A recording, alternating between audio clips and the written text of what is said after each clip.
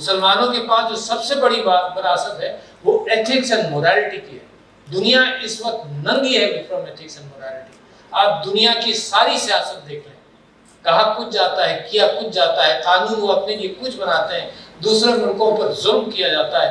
کوئی میں سیاسی بیان دینا جاؤں گا تو ساری تاریخ پچھلے 50 سال کی آپ کے سامنے دوہرا سکتا ہوں کہ کس بنیاد پر قتال کیا جاتا ہے. کبھی جمہوریت کا بہانہ کیا جاتا ہے, کبھی کسی چیز کا بہانہ کیا جاتا ہے, اور ساری دنیا کے اندر ایک گڑبڑ کی کیفیت ہے. ایک بڑا اچھا دن ہے جہاں پر آپ نے یہ کام شروع کیا, اور میں یہ سمجھتا ہوں کہ میں اس بات پر آنا چاہتا ہوں کہ کسر کہاں پر ہے.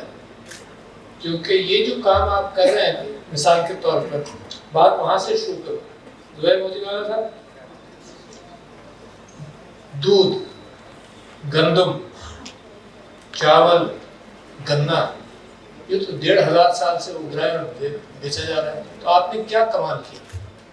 مطلب سمپل کوشچن ہے, you have to guide me and the people sitting here کہ جو 1500, اور آپ لوگ سب اس صدی کے یا پچھلی صدی کے پیدائشی لگ رہے ہیں. کوئی ایسا نہیں ہے جو موہنجودارو کا آیا ہوا ہو جو کہے کہ جی وہاں پر ہم یہی گندم بناتے تھے اور بیچ دیتے تھے اور تاجر آتے تھے لے جاتے تھے. What have you added to it? جو دیکھیں جو آپ کر رہے ہیں, میں اسی چیز کو چیلنج کر رہا ہوں. میں جو میٹنگ کرتا ہوں اپنے یہاں تو لوگ کہتے ہیں ہم کر رہے ہیں. ہر میٹنگ کے اندر میں ایجوکیشن کے لوگوں کو بلاتا ہوں, میں کہتا ہوں یار 2.70 کروڑ بچے باہر ہیں, What are you doing? کہتے ہیں جی ہم کر رہے ہیں. میں ڈاکٹر کو بلاتا ہوں, کیا کر رہے ہیں جی اسپتال بنا رہے ہیں. لوگ بیمار ہیں بھائی, کیا کر رہے ہیں, ان کا مر رہے ہیں, جی ہم اسپتال بنا رہے ہیں. ابھی ایک فگر آیا, آپ نے بیچ میں گفتگو میں ڈال دی بات تو چاشنی آ گئی. ابھی پچھلے دنوں ایک فگر آیا کہ 24% of the people of Pakistan are under mental stress at this time. اور آپ خبروں میں پڑھتے ہیں کہ کیا ہوا, کون ڈسٹرب ہو کر کس نے اپنے بچوں کو مارا, کس نے کیا کیا. مینٹل سٹریس میں سب کچھ ہو رہا ہے. 24%. اور یہ ہمارے اپنے کی اسٹیٹسٹکس ہیں, human rights commission, national human rights commission. میں آپ کو صرف بتا رہا ہوں کہ کام کتنا بڑا اور پھر لوگوں کی ریسپانس کیا ہے. تو میں نے سب کو بلایا, سائیکیٹرسٹ کتنے, یعنی 24% کا مطلب 4 یا 5 کروڑ لوگ اس وقت مینٹل سٹریس میں ہیں. And I'm just taking you through the logistic understanding کہ پرابلم کتنا بڑا اور اس اعتبار سے گفتگو کرنی چاہیے کہ پرابلم کتنا بڑا. تو انہوں نے کہا کہ جی ہاں ہم 100 پیشنٹس کا خیال رکھتے ہیں, ہم اتنے کو رکھتے ہیں, ہم اتنوں کا رکھتے ہیں. تو میں کہا یار تم 5 کروڑ میں سے 100 کی بات کر رہے ہو, 500 کی بات کر رہے ہو, یار do you understand the magnitude of the problem? تو they say they're doing it. تو these things پاکستان کو ضرورت کس چیز کی ہے؟ اصل میں جو رضوان نے بات پوائنٹ آؤٹ کی وہاں سے میں شروع کرنا چاہتا ہوں. It is you and us who have failed. Nobody else. ہر مرتبہ ہم اعادہ کرتے رہے ویلیو ایڈیشن, ہر مرتبہ ہم کہتے ہیں جی ایکسپورٹ بڑھانی ہے. اگر آپ 1950 کے اخبارات دیکھیں تو یہی نیتیں ہیں ہماری. تو something is wrong.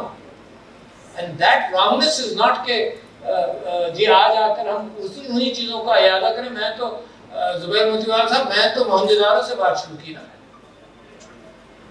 باقی آپ سارا دیکھ لیجیے. پھر تاجر تجارت کو یقیناً آئی انڈرسٹینڈ کہ جی گیس بجلی کا میں کیا کریں گے, آپ کیسے تجارت کریں گے. Start from home, you know I feel کہ یہ ہوٹل والے بھی ذرا سا اتنا ہمیں ٹھنڈا نہ کرنے کے گفتگو نہ ہو پائے, ہے نا. سیو آن دیٹ, بجلی کوئی اور استعمال کر لے گا, ہے نا. میں تو اتنا ٹھنڈا رہنے کا گھر میں بھی آتی نہیں ہوں. In fact I am raising the temperature of my living also. میں 27 پر رکھنا شروع کیا. کیوں؟ کہ میرا اپنا ایئر کنڈیشننگ نظام فیل ہو گیا. باڈی کا اپنا نظام ہوتا ہے, پسینہ چھوٹتا ہے, باڈی ٹھنڈا کرتا ہے, سرکولیشن بڑھتی ہے گرمی میں تاکہ پسینہ چھوٹے. سردی کے اندر ہی سرکولیشن کم ہوتی ہے. ہم اتنے عادی ہو گئے ہیں کہ جو لوگ افورڈ کر سکتے ہیں وہ ایئر کنڈیشن میں گھر سے نکلتے ہیں, گاڑی میں بیٹھتے ہیں, دفتر میں پہنچ جاتے ہیں. جو لوگ پنکھے کے عادی ہو گئے وہ بھی پنکھے کے عادی ہیں. تو اب جیسے انوائرمنٹ بدل رہا ہے نا, تو اپنے آپ سے شروع کرو, کفایت شروع کرو, کفایت شروع کرو. یہ جو انہوں نے بات بالکل صحیح کی کہ فورن گوڈس کو اوائڈ کرو، جہاں اوائڈ کر سکتے ہو، کچھ چیزیں ضروری ہوں گی ان چیزوں کے اندر آپ مجبور ہیں کہ فورن گوڈز آپ خریدیں گے، مگر اوائڈ کرنا شروع کریں۔ یہ جو زمانہ سرمایہ داری نظام کا ہے جس میں اتنا بناؤ اور اتنا بیچو کہ بس اسی سائیکل میں پھنسے رہو، ضروری نہیں کہ پاکستان بھی اس کو فالو کرے، ٹھیک ہے نا؟ مگر میں سمجھتا ہوں کہ پھر پرابلم پر واپس آ جاؤں، زبیر's ایڈوائس اسائڈ پرابلم پر واپس آؤں کہ ہے کیا پرابلم؟ میں سمجھتا ہوں the best export of Pakistan, what is it? It is you. اس سے بہتر امیجری کوئی نہیں، آپ۔ قرآن کے اندر ناپ تول کے اعتبار سے بڑا ذکر ہے، ایمانداری، دیانتداری کا بڑا ذکر ہے۔ The best, you are the best product. Why people prefer business commitments from outside Pakistan? For example, میں پرانی بات کرتا ہوں، یہ اچانک تھوڑی پیدا ہوتی ہے۔ پرانی بات کرتا ہوں کہ جب میں امریکہ میں رہتا تھا 70s میں، جب ماسٹرز کرنے گیا تو وہاں ٹیلی فون ملانا وہاں سے پاکستان 10 گھنٹے میں ملتا تھا، یا پاکستان سے وہاں 10 گھنٹے میں ملتا تھا۔ وہ اس کے بعد فون کر کے پوچھتے تھے کہ آپ کی بات صحیح ہوئی۔ ہم میں سے جو کہہ دیتے تھے کہ نہیں بات صحیح نہیں ہوئی، they wouldn't charge you on that. They won't investigate. They won't charge you on that. That is the spirit کہ آپ کو پوچھا، آپ نے کہا نہیں سروس مجھے اچھی نہیں ملی، تو وہاں سے امریکہ ترقی کرتا ہے، دیانتداری کے اعتبار سے ترقی کرتا ہے۔ میرے نبی صلی اللہ علیہ وسلم بازار میں جاتے تھے اور دیکھتے تھے کہ پھل اوپر تم نے کیسا رکھا ہے اور نیچے کیا چھپایا ہے تم نے۔ He was a critic of that also. تو سب سے اچھی ایکسپورٹ تو آپ ہیں نا۔ اگر آپ، میں آپ کو مشورہ دے رہا ہوں، اگر آپ دیانتداری کے ساتھ دنیا میں کام کریں، دنیا قدر کرے گی۔ اس وقت دنیا کے اندر جھوٹ کا بازار گرم ہے، دوسری قوموں کو بیوقوف بنانے کا بازار گرم ہے۔ دنیا کی جنگیں دنیا پر ہو رہی ہیں کہ فیک نیوز کا پرچار کیا جاتا ہے۔ جو موریلٹی مسلمان کے پاس جو سب سے بڑی وراثت ہے، زمین سے نہیں نکلتی وراثت، ذہنوں سے نکلتی ہے وراثت۔ مسلمانوں کے پاس جو سب سے بڑی وراثت ہے وہ ایتھکس اینڈ موریلٹی کی ہے۔ دنیا اس وقت ننگی ہے فرام ایتھکس اینڈ موریلٹی۔ آپ دنیا کی ساری سیاست دیکھ لیں، کہا کچھ جاتا ہے، کیا کچھ جاتا ہے، قانون وہ اپنے لیے کچھ بناتے ہیں، دوسرے ملکوں پر ظلم کیا جاتا ہے۔ کوئی میں سیاسی بیان دینا جاؤں گا تو ساری تاریخ پچھلے 50 سال کی آپ کے سامنے دوہرا سکتا ہوں کہ کس بنیاد پر قتال کیا جاتا ہے۔ کبھی جمہوریت کا بہانہ کیا جاتا ہے، کبھی کسی چیز کا بہانہ کیا جاتا ہے، اور ساری دنیا کے اندر ایک گڑبڑ کی کیفیت ہے۔ تو مسلمانوں، پاکستانی، پہلے آپ مسلمان ہیں پھر پاکستانی ہیں، اور پاکستانی بھی بڑے زور کے ہیں۔ تو میں یہ کہتا ہوں کہ اپنے کردار کی موڈیفیکیشن اور کمٹمنٹ سے بات شروع ہوتی ہے، جس کے اندر دیانتداری کا بیسٹ پروڈکٹ۔ میں ڈینٹسٹ تھا، my best product is always honesty with my patients. اگر میں ڈس آنیسٹی سے کوئی چیز سیل کروں گا اس دن تو سیل کر لوں گا، اور اگر مارکیٹنگ کروں گا تو بہت دنوں تک سیل کرتا رہوں گا۔ مگر یہ کہ وہ پھر دوسرے میرے ڈینٹسٹ سیکھیں گے کہ یہ کامیاب اس وجہ سے کہ he is selling something exaggerated and dishonest.